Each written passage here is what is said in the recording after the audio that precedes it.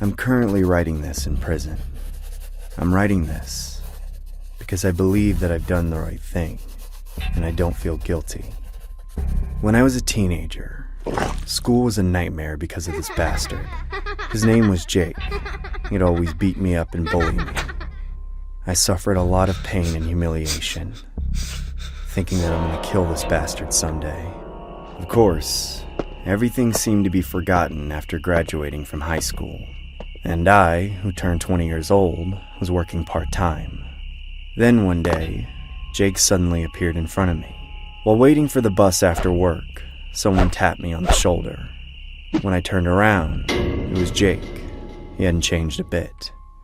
Hey, dumbass, long time no see. At first, I tried to ignore him. Then he got angry.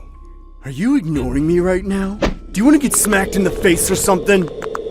I had enough. My anger exploded just then when he raised his fist and threatened me. Of course, I should have just endured it then. But I still don't think what I did was wrong. He needed to be punished anyway. I greeted him with a smile. Oh, hey Jake, you look like a new man. Only then did he laugh after I complimented him on purpose. It's been a while. Want to grab some beer with me, Jake? I said. All right, you're buying me today. He said yes without hesitation. However, my goal was to get revenge on him that day. We drank beer at a nearby bar. Jake started to order all kinds of expensive drinks and forced me to buy them all. I was working part-time back then, so of course I couldn't pay for it all because of my poor budget. But he took my wallet, took out the card, and paid for all the alcohol and food. I finally made up my mind. I'm gonna kill him. I came up with an idea while he went to the restroom. I took my sleeping pills out of my bag and poured them all into Jake's beer. After he came back, we continued drinking, and after a while, he fell asleep completely. I carried him on my back, went into a motel room nearby, and started to think about how I'm going to kill him. I thought I had a pretty good idea. I decided to set fire to the room he was lying in. I tried to fabricate the whole situation as if Jake was alone in his room and didn't put out a cigarette. I lit a cigarette, put it next to him, and closed the door. I sat in the alley in front of the motel building and waited. About an hour later, I heard the fire truck siren. Sure enough, smoke was rising in the motel room. Everything was going according to plan. Jake probably suffocated to death, or so I thought.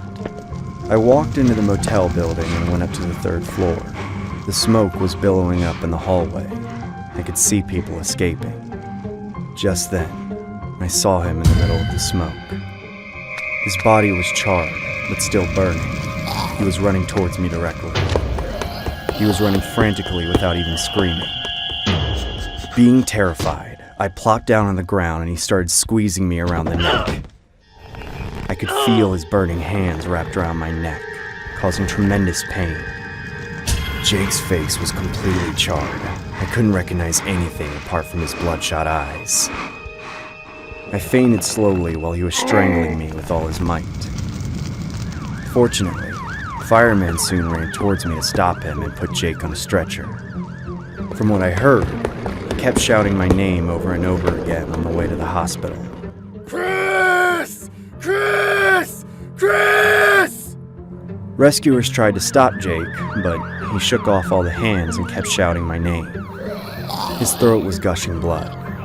Then, he eventually died because his throat was filled up with blood. Yes, I committed a murder, but this is nothing compared to the pain I got from him. He deserved to be punished. Even though I'm in prison now, it doesn't matter. I'm very happy. After all, I did the right thing.